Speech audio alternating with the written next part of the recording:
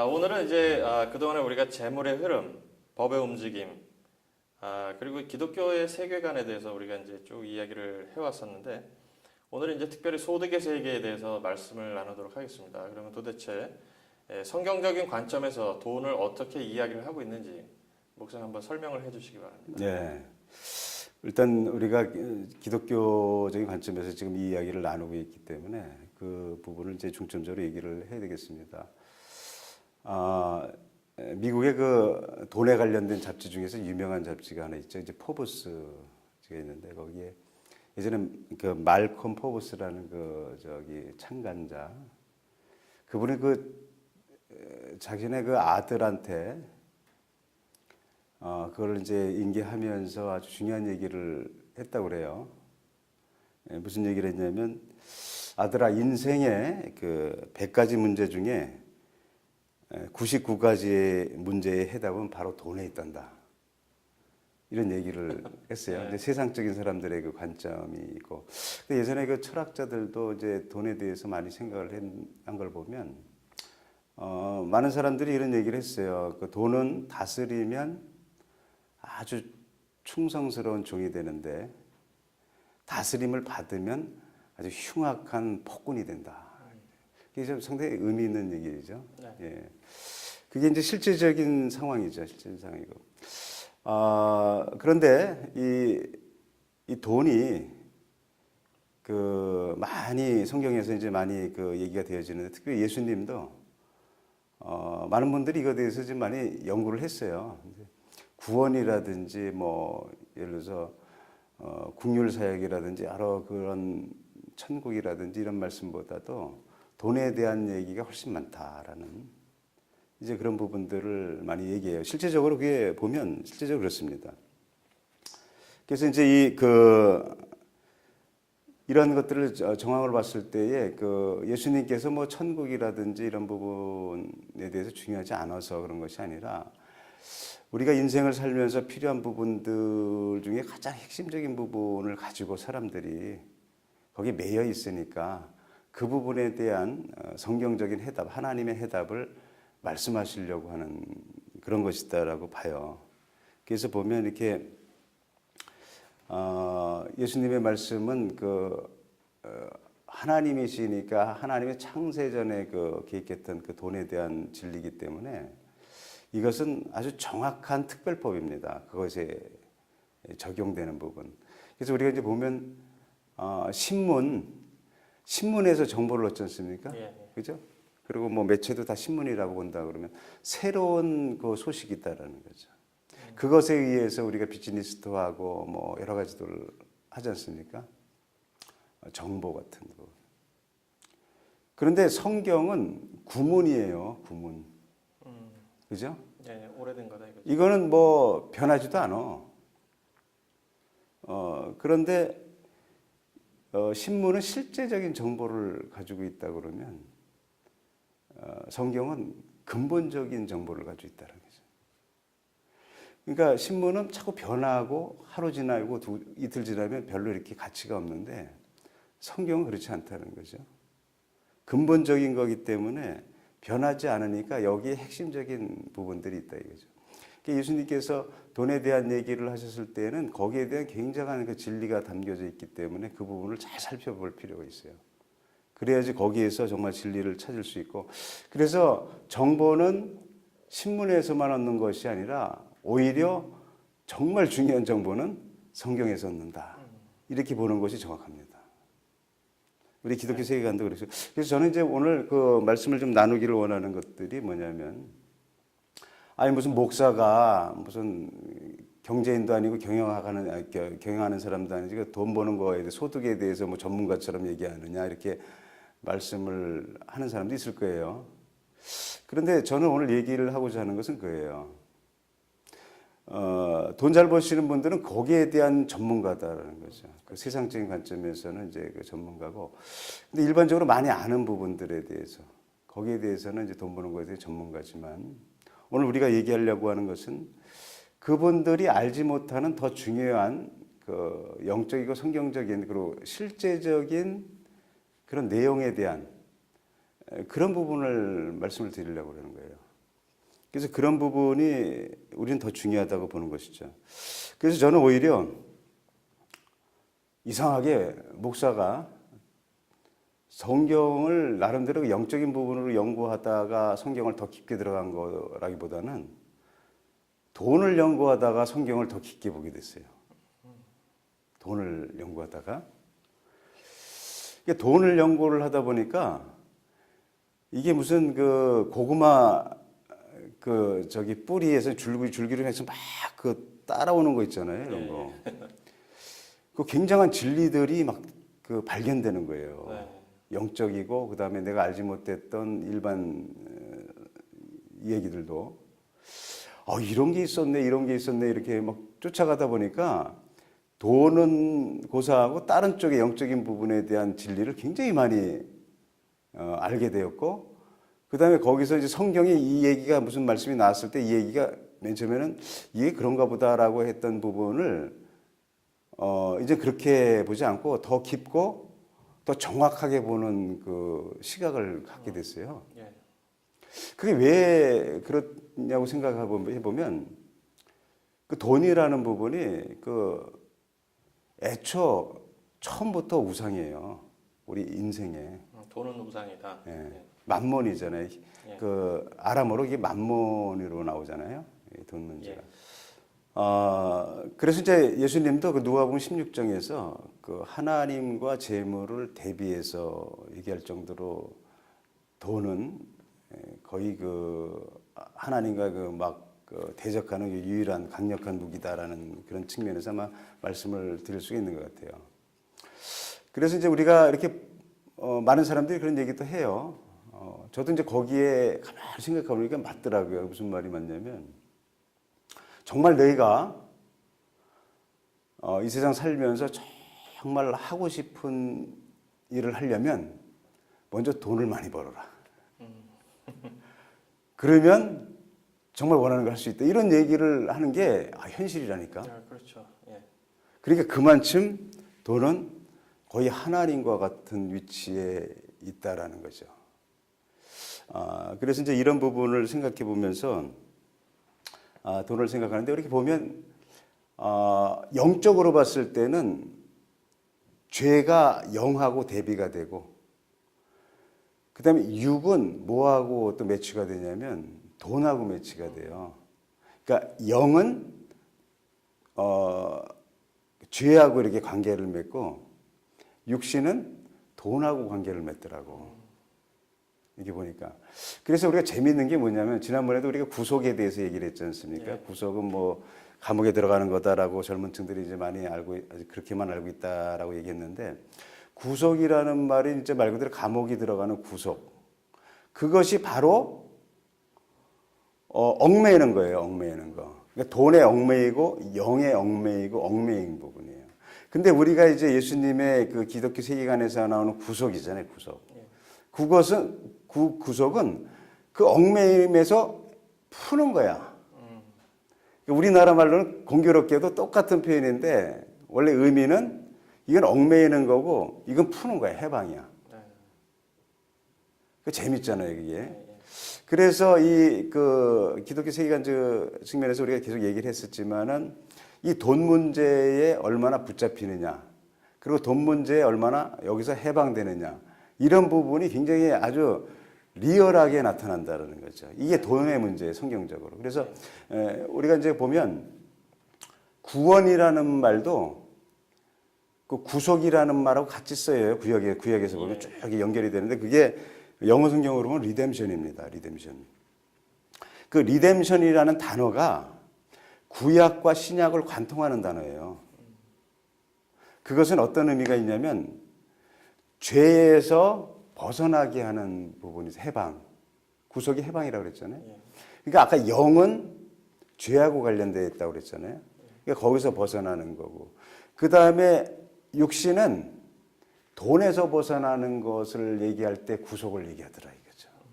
그래서 구속의 속량물이라는 것도 이제 랜섬인데 이제 그 영어로 대속물. 그러니까 뭐냐면 노예를 그러니까 돈에 매여서 묶여서 자기 임의로 활동할 수 없는 노예를 속량물인 저기 물질을 갖다가 줘서 이 대가를 지불하고 사. 이 노예된 사람을. 그러고 자유하게 해줘. 네. 그게 리뎀션이란 말이에요. 그게 구속이에요. 그게 영으로는 죄고 육으로는 돈으로 나타나더라 이거예요. 그러니까 제가 돈을 연구하다 보니까 더 영적으로 더 깊이 들어가더라는 거지. 예? 그런 부분을 보면서 이제 이런 세계가 있구나. 그러면 소득이라는 부분이 돈을 버는 거란데 이제 그럼 세상적으로 우리 일반 사람들이 돈을 잘 버는 부분하고 우리가 성경적으로 얘기하는 그 돈을 버는 부분들 이런 부분을 이제 우리에게 어떻게 가져갈 것이냐. 그러니까 제가 말씀드렸던 것처럼 저는 세상적으로 돈 버는 거에 대한 전문가는 아니다라는 거죠. 네. 근데 이런 우리가 알지 못하는 세계에서 소득의 논리가 움직여가는 그리고 하나님이 역사하는 그리고 실제적으로 그 안 믿는 사람들조차도 이 원리 속에서 자신도 모르는 사이에 움직여가는 그 세계를 보여주면서 소득이 어떻게 이루어지는가라는 부분들을 얘기하려는 겁니다. 예. 자, 그러면 이제 이 소득을 우리가 얻는다는 것은 결국 이제 돈을 번다는 그런 말인데요. 뭐 누구나 다 아는 얘기지 않습니까? 우리가 사람으로 태어난 이상 세상을 살아가려면 우리들에게 필요한 여러 가지 의식주에 관련된 이런 필요들을 채우려면 돈이 있어야 되는데 그래서 사람들은 돈을 벌려고 하고 또 돈 가지고 할 수 있는 게 굉장히 많아요. 그래서 또 그런 것들을 소유하면서 어떤 소유의 기쁨도 누리기 때문에 많은 사람들은 내가 많이 가지면 가질수록 행복하다. 따라서 내가 행복하려면 돈을 많이 벌어야 된다. 이렇게 이제 흔히들 생각을 하고 있습니다. 그러면 이 돈을 번다라는 것 자체에 대해서 이 성경적인 관점에서 봤을 때 뭐가 중요한 것일까요? 이제 중요성에 대해서는 이제 차츰 이제 계속해서 한번 말씀을 드려보고 우리가 이제 돈을 번다는 것, 소득이다라는 거는 이제 돈을 번다는 건데 우리가 일반적으로 세상 사람들이 이제 말할 때는 소득은 노동에 의해서만 얻을 수 있는 것이 소득이다라고 생각한다는 거죠. 그런데 또 뭐가 있나요? 글쎄요, 뭐 불로소득에 해당하는 뭐 로또에 당첨된다든지 그런 것도 있을 수 있죠. 예. 그런 것도 있을 수 있는데 이제 일반 소득이라 그러면 이제 사업을 한다든지 장사를 한다든지 그리고 직장을 다니면서 봉급을 받는다든지 뭐 여러 가지가 있을 수 있을 거예요. 네. 그런 부분 소득인데 이런 부분을 생각할 때 이제 일반적으로는 이제 노동 사실 뭐 1차 산업으로 얘기했을 때 그 농사라든지 그다음에 고기를 잡는다든지 광부 일을 한다든지 이런 것도 이제 소득을 가져올 수 있는 거잖아요. 그렇죠. 기본적인 거는. 이제 노동과 직결되는 거죠. 그런데 이런 부분을 모르는 분은 없습니다. 지금 우리는 이 부분에 대해서도 이제 얘기를 해야 될 것입니다. 이 부분은 또 성경에서는 또 어떻게 해야지 이런 부분에 대해서 소득을 잘 올릴 수 있을 것인가라는 부분에 대해서 굉장히 많이 나와 있죠. 프린시플들을 얘기하고 있죠. 자세한 예 같은 건 없지만 프린시플들을 얘기하죠. 그 프린시플들은 그리스도인이 아닌 사람에게도 이제 적용될 수 있는 많은 부분들이 있다는 거죠. 그런데 우리가 먼저 그 노동에 의해서 그 소득을 얻는다는 부분이 우선적으로 생각하는 거에서 우리는 한 단계 더 생각해서 그 앞서 그거와 관계없는 소득이 있다는 걸 좀 알아야 된다는 거죠. 그 유대인들은 그 성경적인 관점에서 볼 때 우리는 이제 대부 그러면 이제 빌리는 거 아닙니까? 네. 그 표현을 이제 대부로 쓰는 거를 쓰면서 지난번에 쯔다카 얘기했었죠. 예. 쯔다카가 이제 그 그 구제라든지 뭐 자비라든지 이런 부분도 있고 정의라는 의미, 정의, 공의 이런 부분이 있는 거거든요. 근데 이 대부라는 표현을 쓰면서 쯔다카를 써요. 그럼 돈을 빌려주는 거냐? 배부를 받았다는 거는 우리 이제 돈을 빌려 쓴다는 거잖아요. 근데 그렇죠. 거기에 의미는 무엇을 의미하냐면 우리 애초부터 태어날 때부터 그 부모님으로부터 받았어요. 거기서부터 소득을 얘기를 하는 거죠. 그렇죠? 그러니까 우리가 노동하고 전혀 관계없이도 계속 소득을 얻었단 말이에요. 우리 먹을 것도 입을 것 다. 이게 좀 개념이 좀 특이하죠. 그거를 쯔다카라고 얘기를 해요. 그러니까 유대인에게는 쯔다카가 굉장히 중요한 단어예요. 그러니까 지난번에도 우리 잠깐 얘기했지만 만약에 내가 그 밭에서 저기 그 추수를 할 때 먼저 선을 그어서 모퉁이 선을 그어서 이쪽 거는 이제 그 고아와 과부들을 위해서 준다라는 것을 먼저 해놓지 않는다 그러면 그것은 도적질이라는 거죠. 내 것이 아닌데도 건드렸으니까. 그러니까 정의에 어긋난다는 거죠, 쯔다카. 그리고 또 한편으로는 내 것을 그래도 희생해서 줬기 때문에 자비와 사랑이다라는 거죠. 그러니까 공이 같이 들어있는 거예요, 그게. 그러니까 부모님이 우리에게 계속해서 공급을 해준 것도 이것도 이 소득으로 보는 겁니다. 그걸 갖다가 우리는 은혜의 소득이라고 그래요. 네. 은혜의 소득. 그 은혜의 소득을 얘기하는데 이제 이거는 이제 은혜의 소득은 어떤 것이 있냐면 자연에서 얻는 은혜의 소득이 있어요. 우리가 자연에서 많이 소득을 얻잖아요. 예. 그냥 가만히 있는데도 막 주는 것들 많잖아요. 그렇죠. 그게 이제 하나님께서 자연에서 주는 소득입니다. 그걸 우리는 소득으로 보지 않아요. 그리고 이제 우리가 태어날 때부터 계속 부모님을 통해서 주는 그 계속적인 그 소득, 이런 소득이 있다는 거죠.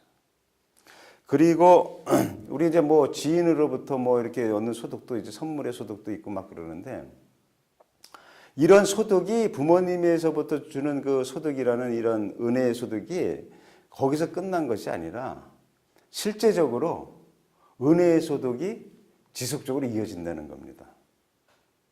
우리가 그 누가복음 4장이나 마태복음 4장에 보면 예수님께서 시험 받는 장면이 나오잖아요. 네. 거기에 보면 뭐라고 했냐면 이 돌들을 떡덩이가 되게 하라 이렇게 얘기를 하거든요. 그러니까 예수님께서 말씀하시기를 사람이 떡으로만 살 것이 아니요 하나님의 입에서 나오는 모든 말씀으로 살 것입니다. 이런 말씀을 했단 말이에요. 그럼 사람들이 일반적으로 얘기할 때는 그거는 사람이라는 건 먹는 거로만 사는 것이 아니라 사람이 본분을 지키면서 살아야지 하나님의 말씀을 듣고 순종하면서 사는 것이 사람답는 것이 뭐 먹는 거로만 사는 것이 아니다라고 딱 100% 그쪽으로만 해석을 한다는 거죠. 실질적으로 그렇지 않습니까? 예. 그렇죠. 근데 그게 뭐 틀리다라는 것을 얘기하는 거 아닙니다. 그게 뭐냐면 이 배경이 신명기 8장의 배경이거든요. 만나 사건이에요. 예. 만나 사건을 얘기하면서 그러는 거거든요. 사람이 자 만나가 내려올 때 너희가 노동을 했느냐 이거예요. 그렇잖아요. 노동을 안 했거든요. 은혜로 내려오는 거거든요. 약속한 것이 있기 때문에 은혜로 내려오는. 그러면 그 만나 사건을 비유하면서 예수님께서 인용을 했다 그러면 그는 어떤 면에서는 사람의 본분이라는 측면보다는 뭡니까?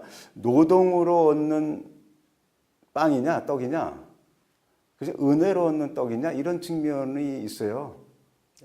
그러니까 사람이 떡으로만 살 것이 아니요 하나님의 입에서 나오는 모든 말씀으로 살 것이다라는 것을 다시 한번 가만히 묵상해 보면 이런 말이 나오는 거예요. 하나님의 말씀을 순종하면 떡이 나온다는 거야. 그 말이야 그게. 그러니까 노동만에 의해서 떡이 나오는 게 아니라 하나님의 말씀만 순종해도 떡이 나오는 세계가 있다라는 거죠.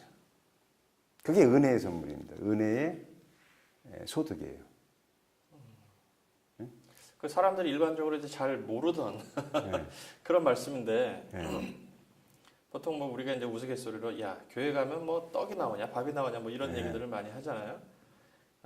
근데 이제 목사님은 한쪽 다른 면에서 이제 또 봤을 때 하나님의 말씀만 잘 따라도 먹고 사는데 지장 없다. 즉 떡이 나온다. 예, 그런 말씀이시죠. 그거는 이제 어떤 측면이냐면 하나님이 그러한 측면으로 말씀하신 부분만 네.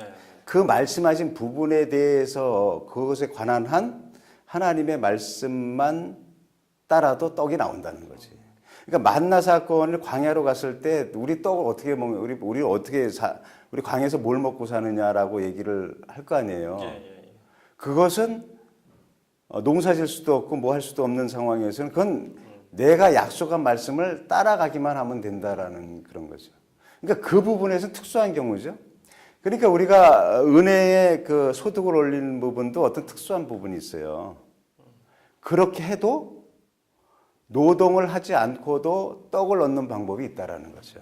실제적으로 그런 게 있습니다. 근데 이제 말씀은 그거를 일반화하기에는 무리가 있다. 이제 그렇죠. 그런 말씀이시죠. 예. 근데 이제 일반적으로 그 뭐 떡이 나오냐 밥이 나오냐 이런 부분으로 얘기할 때는 좀 문제가 네, 있는 네, 거고. 뉘앙스는 다른 네. 근데 내가 지난번에도 우리 한 번 얘기했잖아요. 뭐 기도가 얼마나 중요합니까? 예, 예. 기도가 굉장히 중요함에도 불구하고 기도만 하고 일 안 하고 그런 사람은 이 사람은 돈을 벌 수가 없는 거죠. 그렇죠. 근데 이 부분은 하나님의 약속에 근거한 것이 아니고 자기 임의로 한 거기 때문에 그런 거고 하나님의 약속에 근거한 것이면 거기에 대한 약속을 하나님 지켜주신다는 거죠. 그런 부분이죠. 그런 거니까 이제 예를 들어서 오병이어 같은 경우도 그 만나 사건을 예비했다고 그랬죠. 만나 사건의 비유잖아요. 만나 사건의 그 똑같은 맥인데 그 부분도 어떻게 됩니까? 이런 것도 너희들이 주어라라고 주님께서 말씀하셨을 때 뭐가 있어야 주지.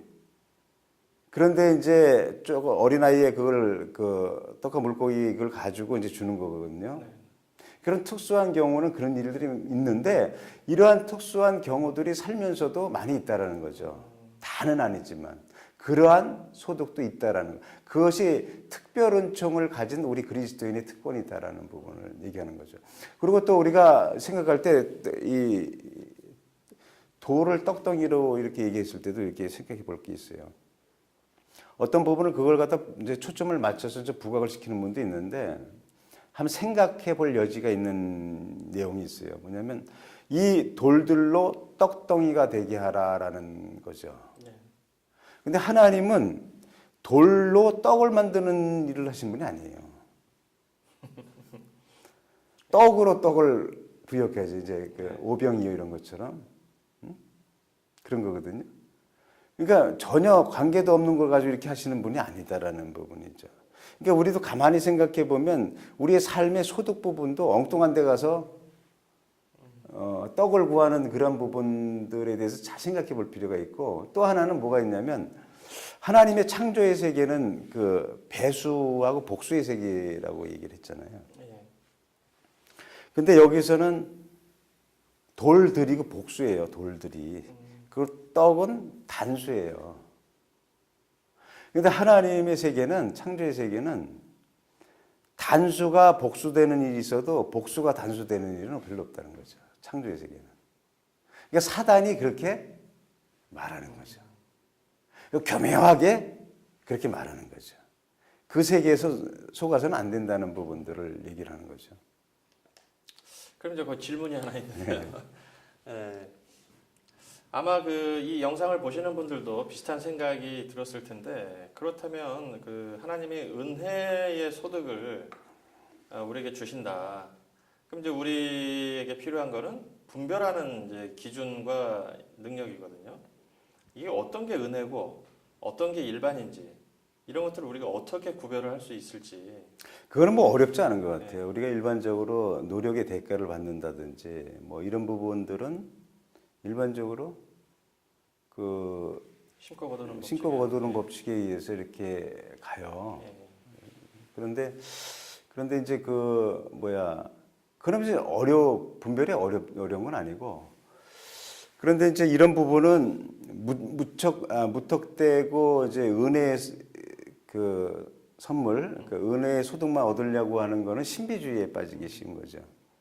그냥 늘 우리가 균형이라고 그래서 상식과 신비의 균형 또. 그러니까 신비가 없으면 기독교 정체성이 없는 거고 상식이 없으면 뭐 하나님의 질서 체계가 없는 거고 그렇잖아요. 그래서 이것도 믿고 이것도 가져가야 된다는 부분이죠. 그래서 우리가 예를 들어서 이런 경우도 있잖아요.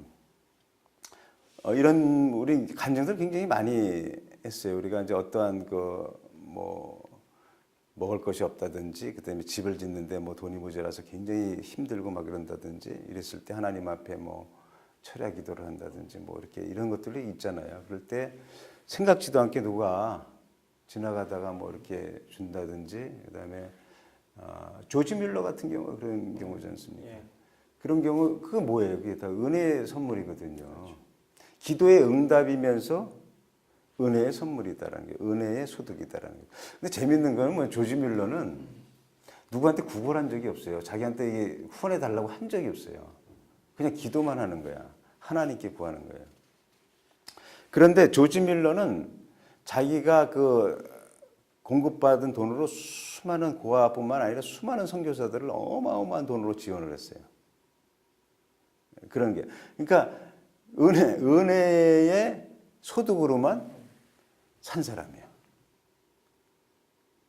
솔직히 돈을 벌려고 노동을 한 적은 별로 없어. 섬기려고 노동을 했지. 근데 그게 은혜의 선물이다라는 거죠. 그런 것도 있다라는 거죠. 근데 그런 것만 추구하는 거는 문제가 있지만 그러한 세계가 있다라는 것이 특별 은총을 받은 사람들의 특권이다라는 부분들을 얘기하는 거죠. 그 다음에 이제 우리가 생각할 수 있는 부분이 이런 거예요. 소득이 이제 노동으로만 된다고 이렇게 주로 했잖아요. 그런데 정말 중요한 소득의 원리가 있는 거죠. 정말 중요한 소득의 원리가. 이건 뭐냐면 누가복음 6장 38절에 주라 그럼 내가 너에게 줄 것이니 이런 말씀을 하거든요. 예. 그죠? 근데 거기에 누구한테 주라고 그런 얘기는 없어. 그리고 사람들이 얘기할 때는 이제 여러 가지를 얘기하지만 여튼 주라 그러면 내가 너한테 줄 것이다 라면 받은 사람이 다시 너한테 줄 것이다 라는 얘기는 아니에요. 하나님이 줄 것이다 라는 거죠. 그죠? 예. 그러면 이거는 그러면 내가 주면 하나님이 주는 거구나라는 그게 하나님이 주든 누가 주든 내게 들어오면 소득 아니에요. 그렇죠. 이게 소득이 된다니까 주라 그러면 내가 줄 것이다라는 것을 말씀했을 때 이게 말이 되느냐 내게 나가는데 어떻게 주느냐라는 얘기했을 때 가만히 생각해 보세요. 이게 일반적인 부분에도 이해가 돼요. 왜냐하면 어떤 것이냐면 우리가 직장을 다녀 회사를 다녀요. 네. 그러면 요새는 연봉 계약을 하잖아요. 그렇죠. 계약을 해요. 그러니까 사장님과 이제 고용주와 피고인이 연봉 계약을 해서 당신이 이제 한 달 동안 어떤 일을 맡아서 이렇게 하면 내가 연봉을 이렇게 해서 월 얼마씩 이렇게 주겠다 이렇게 계약을 쓰잖아요. 그렇죠. 예. 그럼 한 달 지나고 실제적으로 이 사람만 했으면 줘야 되잖아요. 네. 계약이니까. 그게 소득이잖아요, 이 사람한테. 그죠? 이 사람이 주는 거니까. 그러니까 내 노동력이 들어가는 거죠. 자, 그리고 사업을 할 때 자기가 어떤 거래를 하는데 내가 물건을 가지고 있고 물건을 생산했어요. 그리고 이 소비자한테 팔어. 그러면 이거 가격이 얼마고 이 사람은 돈이 있으니까 이 가격은 판다 보니까 돈 거래가 이루어지는데 이 제품은 얼마고 난 얼마를 주면 내 거가 된다. 이런 게 거래가 이루어지잖아요. 그것도 계약이잖아요, 일종의. 네. 얼마다 이런 거. 약속이죠. 그래서 내가 이거 팔아갖고 돈을 벌어. 소득을 취한단 말이에요. 가만히 생각해 보면 주라 그러면 줄 것이니 이런 것을 누가 얘기했냐면 하나님이 말씀하셨단 말이에요. 그러면 내가 사장님과 피고용인이 노동자가 그 계약을 한 것처럼 그래, 그럼 내가 주면 하나님이 계약서 내민 거에 대해서 내가 사인을 한 거야. 그렇잖아요. 네. 네가 주면 내가 줄게 이렇게 했는데 좋습니다. 그러면 내가 주겠습니다. 사인을 하면 그러면 계약이 성립이 된 거잖아요. 그러면 하나님은 우리에게 주게 돼 있어요. 이게 웃기는 것 같죠. 이게 굉장히 말장난하는 것 같죠. 이 세계가 굉장히 놀라운 세계라는 거야. 이 세계가. 그래서 이스라엘 백성은 계약의 백성이다라는 거지. 계약에 의해서 움직이니까. 그러니까 하나님이 하라는 대로 해서 내가 사인했으면 하나님 나에게 줘야 되는 거예요. 근데 재밌는 게 아니라 놀라운 것은 뭐냐면 하나님의 세계는 배수의 법칙이야. 배수의 법칙. 그러니까 우리가 이제 장사를 한다든지 뭐 이렇게 하면 이익을 남겨도 뭐 30%, 50% 이렇게 남기잖아요. 그게 백분율의 법칙에 의해서 세상을 움직이거든요. 백분율. 그런데 하나님은 계약서에 사인한 걸 우리가 행하면요, 항상 배수의 법칙으로 줍니다. 실제적으로 그래요. 이게 이제 우리가 이해가 이제 계속 나오겠지만, 그러면 누가 더 벌겠냐, 이게 누가. 배수의 법칙을 누가 쫓아가겠냐, 이거예요. 그래서 30배, 60배, 100배라는 거가 어디서 나오는 겁니까? 이게 농법의 원리에서 나오는 거잖아요. 벼 씨앗을 하나 심으면 여기서 이삭이 나서 이렇게 하면 여기 어떤 게는 30알 나오고 여기 60알 나오고 100알 나오고 그럴 거 아니에요. 하나를 심었는데. 그러니까 나는 하나를 희생했는데, 하나를 줬는데 30배, 60배, 100배를 주는 것이 하나님 나라의 원리다. 이게 농법의 원리를 내가 근본이라고 얘기했잖아요. 이런 부분들에 대한 것이 계속 나오는 거야. 그래서 우리가 일반 사회에서는 경제 쪽에서 있는 얘기 중에서 그런 게 있잖아요. 제로섬의 법칙. 제로섬. 재화라는 거는 일정하기 때문에 이 사람이 이만큼 가져가면 나는 그 나머지만 가져가야 된다라는 그런 거잖아요. 그러니까 재화라는 게 일정한 거에 대한 한정을 두는 거죠. 그래서 어떤 사람이 많이 가져가면 나는 거기에 대해서 상대적으로 적게 가져가는 것이 제로섬의 법칙 아닙니까? 근데 하나님의 나라의 법칙은 제로섬의 법칙이 아닙니다.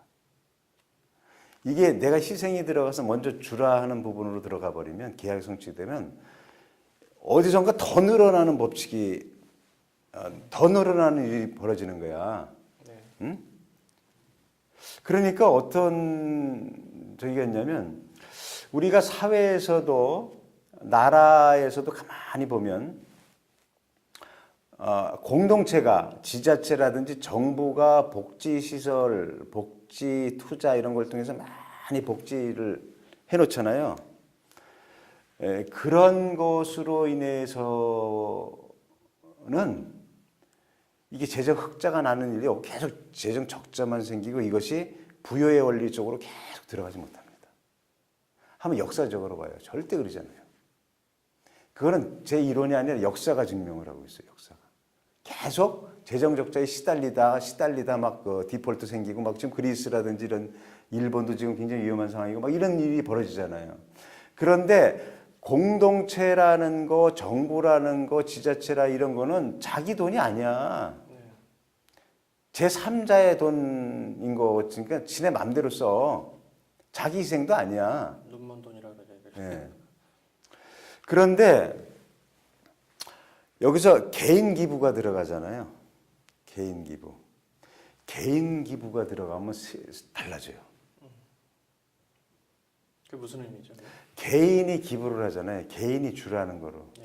개인이 기부해서 복지를 만들고, 개인이 기부를 해서 뭐 의약품을 개발하는 뭐 재단을 만들고, 개인이 기부해서 뭐 이렇게 막 하는 거 있잖아요. 그럼 자기 희생이 들어가잖아요. 여기에는 이쪽에서 개인이 기부했기 때문에 뭐 적자고 뭐고 있습니까? 번성이잖아요. 적자가 이런 거 나는 게 아니잖아요. 이 사람 좋고. 근데 이 사람은 손해보는 것 같잖아요. 이 사람은 어떤 거가 아니라 주라 그러면 내가 줄 것이니라는 그런 부분에 대한 뭐예요? 새로운 소득의 원리에 의해서 이 사람은 배수의 법칙으로 늘어나요. 그게 제로섬의 법칙으로 어떻게 설명이 되느냐 이거지. 이게 창조질서의 법칙이에요. 우주의 법칙이란 말이에요. 이 창조질서. 그러니까 그 세계를 모르면 사실 소득이라는 부분을 다 모르는 거예요. 그러니까 세상 사람들은 그런 부분을 성경에서 그런 얘기를 했는지 뭐 자기네가 깨달았는지 뭐 하여튼 그런 법칙을 지키면 놀라운 그런 세계를 경험하거든요. 근데 재밌는 것은 그 신앙을 가진 사람이나 신앙을 갖지 않은 사람이나 많은 경우에 그 거부들이 공통적으로 얘기하는 게 있어요. 한 몇 가지가 있거든요. 그 중에 하나가 뭐냐면 돈을 쫓아가면 돈을 벌지 못한다는 거예요. 그런 얘기 많이 하죠. 네. 그게 공통적으로 나타난 증거라는 거죠. 그러니까 돈을 추구하면 돈을 못 번다는 거죠. 또 한 가지는 뭐냐면 돈이 좀 여유가 있을 때 어려운 사람을 도우라는 얘기를 해요. 아, 정말 그런다니까? 정말 그래요. 거기는 뭐예요? 자기가 그걸 경험했다는 거지. 자기가. 그리고 실제적으로 미국에서 그 잭 하트만이라는 분이 있어요. 그분이 이제 쓴 책도 우리나라에서 한동안 좀 많이 팔리고 그랬었는데, 그분은 그리스도인이 되기 전에 사업을 하다가 그 한때는 잘 나가다가 나중엔 그 부도이기에 맞아서 굉장히 어려웠어요. 그래서 막 정신병 걸릴 것 같고 막 이제 우울증 생길 것 같고 그다음에 가족들도 다 떠나가고 막 이런 그런 아주 굉장히 그 극심한 어려움이 있었는 거죠. 그리고 표현에 의하면 자기가 앞으로 살 동안 수명 동안 엄청난 돈을 많이 벌어도 그 빚은 갚지 못할지도 모르는 그 많은 빚을 졌다는 거죠. 자살을 하려고 그러고 그랬다. 그래서 그러고 있는 상황에서 친구가 찾아왔어요. 그래서 친구가 복음을 전하면서 자네가 이제 이 복음을 받아들이고 우리 주 예수 그리스도의 말씀을 따라 성경 말씀을 따라 이제 말씀에 순종하면 이제 재물에 관련된 부분이 주로 되겠죠. 그런 부분에 순종하면 하나님께서 자네를 도울 거네. 그래서 자네가 이 어려움에서 벗어날 수 있을 거네. 이런 얘기를 해요. 이 꿈 같은 얘기지 그게. 지금 우리가 그리스도인이 그런 어려움 상에 있는 사람이 한테 이제 그런 얘기하면 나도 믿어. 근데 그렇게 안 돼. 이런 얘기를 금방 할 수가 있는 정도의 그런 상황이죠. 그러니까 이 사람은 이제 뭐 물에 빠진 사람이 지푸라기도 잡는다고. 그래? 그럼 믿져야 본전 아니에요. 그렇죠. 그럼 한번 해보겠다는 거죠. 그래서 예수님 영접하고 사실 그 사람은 성경에 나와 있는 것은 재물에 관련된 부분. 어떻게 하면 이렇게 한다라는 거. 하나님이 계약서를 내민 거거든요. 근데 그 계약서 내민 거를 찾는 거야. 찾아가지고 거기다 사인하는 거지. 그냥 해보는 거야. 예? 말씀에 순종하는 거예요. 아, 그러니까 놀라운 일이 벌어지는 거예요, 이게. 막 기적이 일어나는 거예요. 소위 얘기해서 그 기적이지. 그러니까 우리가 그게 뭐가 기적이에요? 생각지도 않게 은혜의 선물을, 그러니까 은혜의 소득이 생기는 것이 기적인 거지. 그게 어떻게 이루어지느냐? 그걸 우리가 어떻게 알아? 창조주가 알지. 그 세계를 그렇게 만들어 놨는데. 그래서 그 소득이라는 거는 노동에 의한 것만이 아니라 그 하나님이 그런 부분에 대해서 계약서를 내밀었을 때 내가 사인해서 순종하면 그 보이지 네가 알지 못하는 세계에서 그게 온다는 그러한 것을 알려준 거죠. 그래서 그분이요. 그 평생 갚아도 못 갚는다는 빚을 몇 년 안에 다 갚았어요. 그리고 오히려 굉장히 부유해지고 다른 사람은 경제가 나빠서 막 그 사업이 어려울 때도 이 사람은 계속 부유해지는 거예요. 그리고 그래서 오랫동안 한 7, 8년 동안 그분하고 같이 일하면서 이제 비서로 섬겼던 분이 이제 간증을 하죠. 그러니까 그분이 뭐라 그러냐면 회사가 좀 어렵습니다라는 얘기가 나오면 그럼 빨리 줄 곳을 찾아봐. 빨리 줄 곳을 찾아봐. 이런 얘기를 하는 거죠. 이게 미친 거죠. 어떻게 보면. 미친 거지 어떤 면에서. 저 사람 돌았나 이거죠. 상식하고는 좀 그렇죠. 다른 얘기죠. 예. 그러니까 그 사람 미친 게 아니라 주라 그러면 내가 줄 것이니 그거에 그 법칙에 의해서 하나님의 계약에 의해서 자기는 하는 거지. 그러면 공이 하나님께서 굴러간 거기 때문에 하나님 나한테 주게 돼 있는 거죠. 웃긴다 그러면 뭐 하나님하고 무슨 뭐 장난하는 건가 이렇게 생각할 수 있잖아요. 근데 아무 때나 그런 것도 그렇지만 이제 그런 원리가 있다는 거죠. 근데 그분이 얘기하는 게 뭐냐면 정말 자기는 그때 못마땅할 때도 많았다는 거야. 비서가. 근데 이제 사장님이 하라고 그러니까 이제 찾아가지고 이제 하고 그러면 자기네가 그 이유 그렇게 해가지고 돈이 정말 필요하고 어려울 때마다 돈이 들어오지 않는 적이 없었다는 거지. 넘치게. 그렇게 돈이 들어와서 다 해결했다는 거지. 그래서 그거를 그 믿음이 없으면 못합니다. 그렇죠. 그 세계를 어떻게 하세요? 제로섬의 법칙으로는 하나님의 나라의 법칙을 설명을 못해요. 그런 게 있고 이 얘기는 굉장히 많아요. 이런 거는 뭐 숱하게 많아요. 이런 예는 제가 이제 그 개척교회를 했었잖아요. 근데 초반에는 제가 그 굉장히 고전을 많이 했어요. 그리고 굉장히 힘들었죠. 그래서 이제 누가 이렇게 도와줬으면 좋겠는 거야. 근데 나는 좀 자존심이 있어서 도와달라고 그러질 않았어요. 근데 굉장히 힘들었는데 그게 굉장히 힘들고 막 어떨 때는 그 차비도 없을 때도 있었어요. 학교 가야 되는데. 그건 비참한 거지. 비참한 거지. 내가 지옥을 경험했어요, 내가 예전에 사업하다가도 이제 그 빚져가지고 막 쫓긴다는 것보다는 눌리고 막 이런 부분도 이제 거기서 다 해결되지 않은 상황에서도 이랬는데 그런데 너무 힘들고 그래서 그 전에도 이제 이런 말씀을 어느 정도 다 알고 모르지 않잖아요. 다 알잖아요. 그런데 이제 책상에 앉아가지고 머리 숙여서 이제 기도하다가 이제 성경을 딱 펼치면서 이제 성경 쭉 읽는 가운데 주라 그러면 내가 너에게 줄 것이니 그게 이제 보인 거예요. 나한테도. 근데 예전에 본 거하고 다른 거야. 내 느낌이. 이거는 약속 아니야. 그럼 내가 없잖아 지금. 그럼 내 소득이 있을 수 있는 방법은 내가 먼저 주는 거네.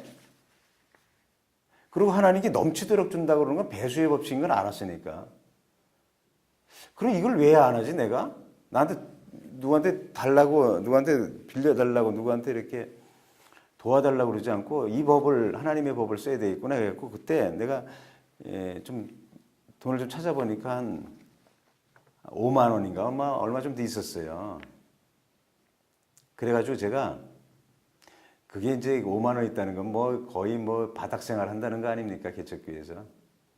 그런데 그 얘기를 듣고 정말 어렵고 힘들다고 그러는 개척교회들 그리고 그런 분이 있어서 내가 알고 있었는데 그분한테 송금을 했어요. 송금을 했다 이거지. 그리고 내가 하나님께 기도한 거예요. 하나님께서 주라 그러면 줄 것이니 그렇게 약속하셔서 계약서에 내가 사인을 했습니다. 그러니까 나에게 주십시오. 난 누구한테 구걸하지 않고 이제 하나님께 달라겠습니다. 하나님의 약속을 따라서. 말씀 순종의 소득. 그랬거든요. 그리고 나는 이제 기다리는 거야. 난 그때 굉장히 담대하게 기다렸어요. 왜냐하면 그런 확신이 오더라고. 아니 이거는 내 책임 아니야. 하나님 책임이지. 하나님 그렇게 하라고 그랬어. 나도 돈 없어서 지금 힘들어. 그런데 다음날 기대하고 있는데 누가 오늘 아는 분이 지나가다 잠깐 들렸어요. 그래서 얘기를 쭉 이렇게 하고 그러다가 이제 인사하고 가는데 헌금이라고 주고 가는 거야. 가서 딱 보니까 50만 원이야. 딱 10배를 주더라고, 10배를. 10배를. 다음날 10배를 주더라고. 그건 뭐예요? 우리가 제로섬의 법칙, 생각지도 않은 방식으로 그러니까 우리가 항상 생각지도 않잖아요. 그러니까 이 사람이 오리라 생각도 못하고, 이 사람이 헌금을 주리라 생각도 안 하고, 이 사람은 나중에 알고 보니까 얘기하고 헌금하러 왔다는 거야. 그런데 이거 그렇네. 정말 약속을 지켰네 하나님께서. 그럼 좋아. 내가 11조 떼고 그다음에 이번에 20%를 해가지고 내가 지금 나만큼 어려운 사람이 있는데 그 사람 딱 봐갖고 또 보낸 거야. 이거 아주 무슨 코미디 하는 거라고 생각했을 거예요. 나는 절박했어요. 그리고 나는 이걸 확실히 믿었어요. 이 부분에 대해서. 그래가지고 헌금을 하고 나서 이제 기부를 하고 나서는 기다리는 거야. 약속이 언제나 주라고 그랬는데 줬는데 약속이 언제나 성취되나? 봉급이 언제 오나? 이런 거. 근데 요건 한 2, 3일 지났던 것 같아. 또 누가 이렇게 헌금을 한다는 거야. 예전에 우리 박성현 대표도 한번 내가 그 있을 때 잠깐 헌금한 적이 있었어. 네. 내 기억나는데 그때도 그런 원리가 적용됐었던 거야.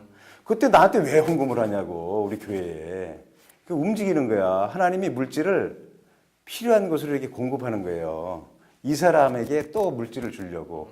그 제로섬의 법칙으로 어떻게 설명이 되냐고 그게. 그래서 물질의 물질을 하나님이 움직이는 건 어떤 거냐면 결핍돼서 생명을 살리는 곳에 물질을 공급해야 된다는 것이 하나님의 나라의 뜻이에요. 그래서 뜻이 하늘에서 이루어지는 것처럼 땅에서도 이루어지리라 한 다음에 오늘날 우리에게 일용할 양식을 줍시고 이렇게 되잖아요. 그거는 뭐예요?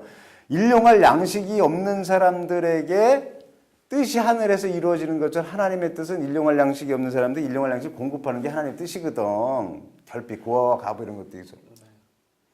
그래서 이런 부분들을 공급하는 것이 악인이라도 그래요. 하나님은. 악인한테도 그런다니까.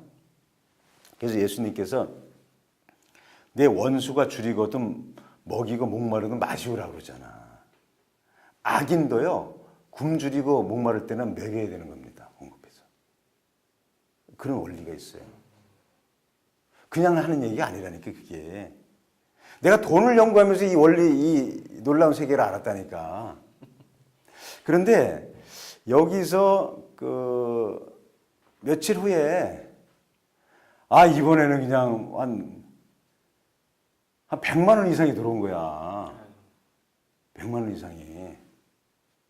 그리고 그때부터 내가 이거는 보통 일이 아니다. 내가 어디 개척교회라고 난 개척교회 하니까 나를 도와주십시오. 개척교회는 도와줘야 됩니다. 이런 얘기를 하지도 않았지만 이렇게 할 일이 아니다. 오히려 하나님의 법을 사용해서 하나님으로부터 공급을 받아야 된다. 그때부터 물질이 들어오면요. 나는 반드시 11조를 대고 항상 또 더 나보다 어려운 사람을 계속 돕는 거예요. 아직까지도 그러고 있어 나는. 그런데 그때부터 물질이 궁핍하지 않게 되더라는 거죠. 나 그때부터 개척교회 물질이 궁핍하지가 않은 거야. 예전에는 임대료도 못 내가지고 헉헉 대갖고 막 머리 박고서 막 기도하고 그랬는데, 예? 그러니까 제가 이런 거예요. 그럴 때 머리 박고 기도하는 게 상책이 아니다라는 거야. 그런 게 상책이 아니고 말씀에 근거하고 행하고 하나님께 기도하라는 거야. 예? 그런 하나님의 말씀에 순종할 때 나타나는 놀라운 세계. 그게 바로 계약이야. 그래서 계약이라는 게 베리트거든요. 원어로 베리트. 할례가 자르잖아요. 자르다. 자르다라는 의미가 있잖아요. 그래서 아브라함도 이렇게 창세기 15장에 보면 이제 제단을 쌓을 때 배를 가르잖아요. 그리고 거기에 연기가 지나가도록 하잖아. 이게 베리트거든요. 자르다. 계약을 하는 거. 언약을 맺잖아요. 하나님과요. 만약에 이 언약을 안 지킨 사람이 배가 갈라진다라는 아주 중차대한 생명의 계약인 거지. 하나님은 그렇게 그 정도까지 약속을 했으면 지킨다라는 거죠. 그러니까 이 성경 말씀의 약속이라는 부분들이 이것을 행할 때에 굉장히 놀라운 세계를 경험한다는 거죠. 그래서 우리가 요한복음 17장 17절에 보면 이런 말씀이 나오잖아요. 진리로 거룩하게 하옵소서 아버지의 말씀은 진리입니다. 이런 말씀이 나오거든요. 예수님께서 대제사장이 기도를 할 때 나는 그 얘기를 그냥 진리로 거룩하게 하옵소서 아버지의 말씀은 진리입니다. 아버지의 하나님의 말씀 진리지. 그 누가 몰라? 이제 그런데 그렇게만 알고 있는 거죠. 근데 내가 이런 세계를 경험하면서 그게 다시 와닿는 거야. 어떻게 왔냐면 아버지의 말씀은 진리입니다라는 것은 아버지께서 말씀하신 것을 그대로 행하면 그대로 됩니다라는 뜻이에요. 진리니까 거짓말이 아니니까. 예? 그러니까 놀랍더라니까 이게 놀라운 세계더라. 그리고 진리가 너희를 자유케 하리라는 말씀도 확 깨달아지는 거야. 이 진리 안에 거하니까 내가 얽매였던 데서 자유케 되더라는 거니까. 이 세계 하나님의 진리를 순종할 때 나타나는 제로섬에서 도무지 설명할 수 없고 세상에서는 설명할 수 없는 이 세계. 이 세계가 바로 하나님의 말씀에 순종하면서 얻는 소득이 있다는 거죠. 이 세계가 있다는 겁니다. 그리고 이제 마지막으로 그리스도인들도 어차피 세상에서 살아야 되기 때문에 우리도 이제 돈을 벌어야 되는데 믿는 사람들이기 때문에 아무래도 우리가 성경 말씀이 우리 생활의 지표가 될 텐데 그럼 성경적으로 돈을 어떻게 벌어야 되는 건지 그런 쪽에 관해서 또 유대인들은 특히 이제 이런 쪽에 능한 걸로 우리가 알고 있는데 유대인의 경우는 어떤지 비교해서 한번 설명을 해주시기 바랍니다. 네. 우리가 이제 이런 것을 얘기할 때는 일반적인 상황으로 이해를 해도 되는 것들이 좀 많이 있어요. 이제 일반적인 사람들도 이제 아는 그런 것도 많이 있고 특히 이제 또 유대인들이 독특하게 쓰는 방법도 있어요. 유대인들 같은 경우는 제가 계속 유대인의 재물 관련된 부분들 연구하면요 깜짝깜짝 놀랄 때가 많아요. 그리고 그것을 예수님께서 그대로 인용하는 것을 봐요. 그러니까 그 문화와 거기에 다 창조 질서에 하나님께서 말씀하신 부분에 대한 게 있다는 거죠. 근데 유대인들은 독특한 부분이 뭐가 있냐면 뭐 들어봤을 거라고 생각이 들지만 유대인들이 얘기하는 우주의 법칙을 얘기를 해요. 그건 이제 우주의 법칙인지 뭔지 그 사람들이 얘기하니까 그렇지만 그게 뭐냐면 78대 22라는 거 들어봤죠. 78대 22. 22, 예. 그 얘기 들어봤을 저도 거예요. 8대 2라고 이야기를 많이 했는데. 뭐 8대 2 같은 경우는 이제 파레토의 법칙 이런 거로 이제 많이 그 얘기를 하죠. 20%가 80%를 리드하고 80%의 소득을 20%가 갖는다라든지 어느 공동체라든지 20%가 그 리더십을 갖게 된다라는 그 파레토의 법칙도 있는데, 근데 이거가 아니라 그게 이제 우연히 된 건 아닌 것 같아요. 그게. 근데 재미있는 게 있어요. 유대인은 78대 22를 우주의 법칙이라고 생각하면서 아주 철저하게 지키는 편이에요. 그거를. 그게 뭐냐면 공기 중에 산소와 질소의 비율이 그러니까 질소와 산소의 비율이 78대 20이랍니다. 그래요. 네. 그렇고 또 뭐냐면 이렇게 정사각형이 있잖아요. 네. 정사각형의 안에다가 원을 딱 그리잖아요. 딱 맞게. 예. 그러면 원이 72고 78이고 이게 78이요. 가생이 있잖아요. 거기 예. 남은 거. 예. 그거 20이랍니다. 재밌죠? 이 원리가 있는 거로 봐요. 그래서 이 법칙을 비즈니스에서 반드시 적용하는 가능하면 적용해요. 그래서 그 어떤 분들은 그런 얘기를 해요. 비즈니스 할 때 장사를 하고 그럴 때 절대 22% 이상은 남기지 말라. 마진을. 마진을. 예. 그런 걸 얘기하는 사람이 있어요. 예. 그건 초과하면 안 된다라는. 그래서 유대인의 상법 중에서는 보면 박리담회가 많은 경우가 많아요. 어쩌면 그걸 넘지 않으려고 하는지도 몰라요. 여튼 뭐 이게 뭐냐면 그게 뭐 맞다 틀리다를 떠나서 철저하게 그 창조 질서에 뭔가 모르는 그 법칙을 지키려고 하는 그런 부분이 있다는 거죠. 그러니까 뭔가 모르게 질서를 따라가는 건지도 모르는 거죠. 그런 부분이 있고, 그다음에 농법의 원리 이런 부분이 이제 근본 원리라고 얘기하는데 우리가 이제 보면 하나님의 나라의 법은 그 왜 번성의 법이 배수의 법이라고 그러잖아요. 퍼센트의 법이 아니라 백분율의 법이 아니라 장사를 해서 뭐 몇 퍼센트 남는 게 아니라 배수를 준다고 그랬잖아요. 근데 우리 마태복음 25장에 보면 달란트 비유가 나오잖아요. 그럼 달란트 비유는 종말론적으로 얘기해서 우리가 나중에 이 땅에 산 후에 이제 우리가 결산할 때 그 얘기를 비유로 들으면서 목사님도 설교를 많이 하죠. 그죠? 근데 그게 틀린 거 아니고 맞죠. 근데 항상 하나님의 나라의 비유를 때는 현세와 내세를 연결시켜서 주님은 말씀하십니다. 그렇게 얘기를 하거든요. 보통 그래요. 그러면 1달란트, 2달란트, 5달란트를 주고 갔단 말이에요.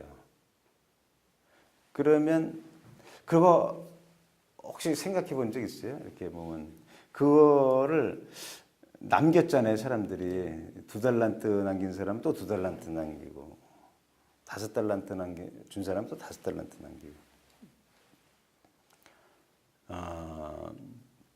그리고 1달란트 받은 사람은 1달란트를 안 남기고 그대로 그 자리에 있는 거거든요. 그러니까 악하고 게으른 종이라고 얘기를 하거든요.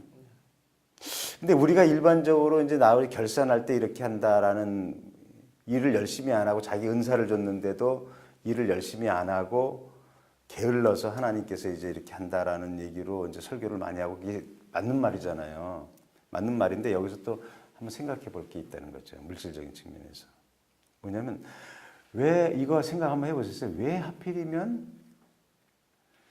너 2달란트 줬는데 50%를 남겼구나.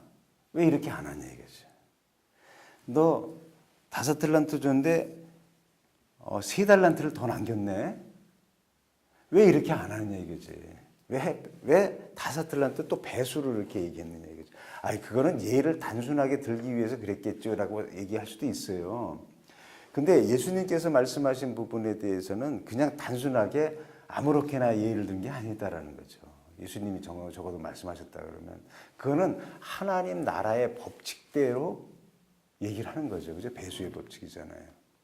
그러니까 어떤 면에서 이런 거예요. 놀았다, 안 놀았다, 뭐 이런 것도 있지만은 그게 정통일 수 있지만 또 한 가지 우리가 생각해 봐야 될 것은 뭐냐면 정말 네가 이것을 가지고 하나님 나라의 법칙대로 살았느냐. 하나님 나라의 법칙대로 살면 하나님 나라의 법칙대로 결과가 온다. 근데 얘는 하나님 나라의 법칙대로 인색하거든요, 얘는.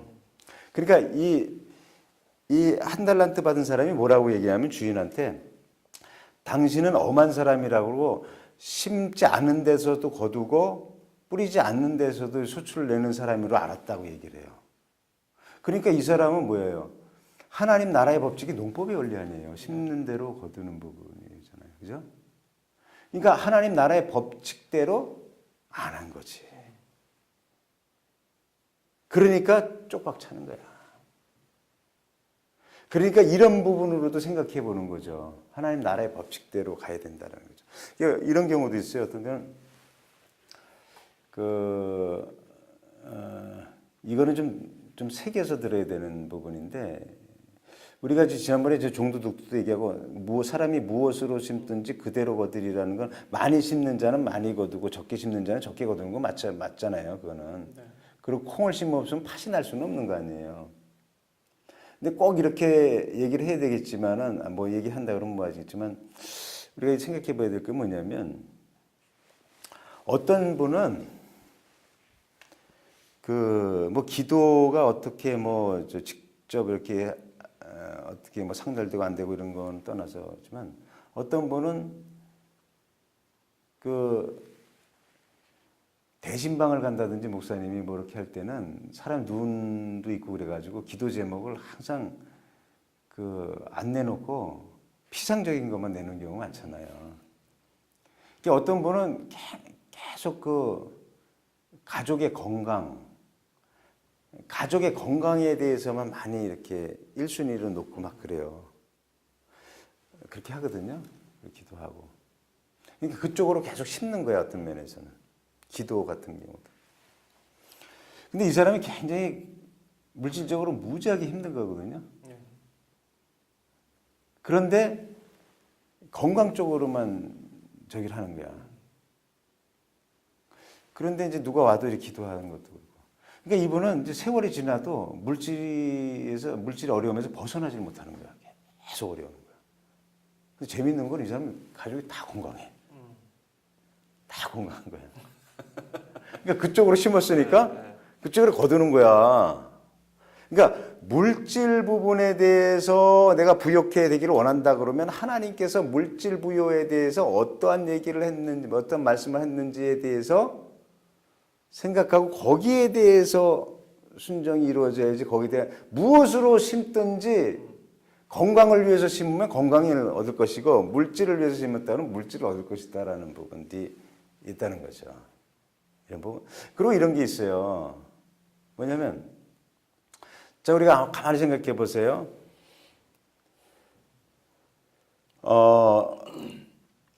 씨를 안 뿌린 사람하고 씨를 뿌려서 흉년이 든 사람하고 어느 사람이 추수 때 많이 걷겠어요? 뿌린 사람이 그죠? 흉년이 들을지라도 뿌린 사람이 많이 걷거든요. 이 풍년이 든 사람하고는 비교는 많이 되지만, 그러니까 이게 농법의 원리는 내가 하나님 앞에서 그러한 부분들에 대한 액션을 취하지 않는다 그러면, 액션을 취했는데 또 가다가 하나님 앞에 잘못해서 뭐 이렇게 막 뭐 혼나고 막 그렇게 했을지라도 흉년이 들어도 소득은 있다는 거예요. 이건 거짓말을 안 하더라고. 나는 이 부분에 대해서 많은 간증을 가지고 있어요. 이 원리에 대해서. 이게 나아지 죄의 원리하고 연결이 됩니다. 죄의 세계, 그 다음에 빛의 세계, 이런 데에서 연결이 돼요. 제가 우리가 이제 소득에 대해서 이제 얘기를 했잖아요. 네. 소득에 대해서 얘기를 했는데 지금 소득에 대해서는 이제 할 말이 굉장히 많습니다. 왜냐하면 뭐 돈을 벌어야지 뭘 하든지 말든지 하잖아. 그러니까 돈을 버는 부분이기 때문에 굉장히 소득에 대해서 할 말이 많은데 지금 많이 못했어요. 네. 근데 나중에 우리가 계속 이렇게 그 뭐 다 무슨 세계 할 때 거기에 관련된 건데 소득에 대해서 계속 예를 갖다가 들으면서 하지 못했던 걸 갖다가 제가 설명을 드리도록 이렇게 하겠습니다. 그리고 좀 더 이렇게 해야 될 부분은, 그리고 이제 우리가 이 얘기 못했어요. 이제 어떻게 하면 그리스도인들이 그 소득을 이렇게 얻을 수 있느냐라는 것들, 어떻게 하면 소득을 얻는가, 어떻게 하면 취직을 하는가, 어떻게 하면 취직하는가 방법이 있겠어요, 성경에서? 성경에서 어떻게 하면 취직을 하는가에 대해서 나와요. 아, 그래요. 이게 웃기잖아요, 그죠? 네. 그런 게 어떻게 성경에 나오냐 이렇게 생각했잖아요. 성경에는 어떻게 하면 취직을 할 수 있는가가 나옵니다. 그리고 실제적으로 그렇게 해서 취직한 사람이 많아요. 그러니까 그래요. 그것도 소득에 대한 거죠. 예, 예. 예? 예. 그런 부분하고 이제 어떻게 하면 이렇게 우리 질문한 것 중에서 제가 대답을 아직 안 한 거가 있는데 그런 부분은 나중에 추후적으로 이렇게 할 수 있도록 이렇게 하겠습니다. 그래요. 예. 오늘은 우리 이봉식 목사님께서 소득의 세계에 대해서 재물은 어떻게 얻는 것인가, 이러한 여러 가지 그 성경에 근거한 또 개인의 그 신앙 체험을 근거로 한 성경에 일반 사람들이 잘 알지 못하는 그런 귀한 그 원리가 있다라는 것. 또 말씀은 계약이기 때문에 그 계약에 내가 사인하고 그대로 하면 그 계약대로 이루어진다라는 너무나도 그 어떻게 보면 당연한, 그렇지만 우리가 잘 믿지 못하고 그렇게 행하지 못하는 그런 귀한 말씀들을 오늘 전해주셨습니다. 오늘 소득의 세계에 대해서 많은 것을 배운 계기가 된 것 같습니다. 목사님 오늘 감사합니다. 네, 고맙습니다.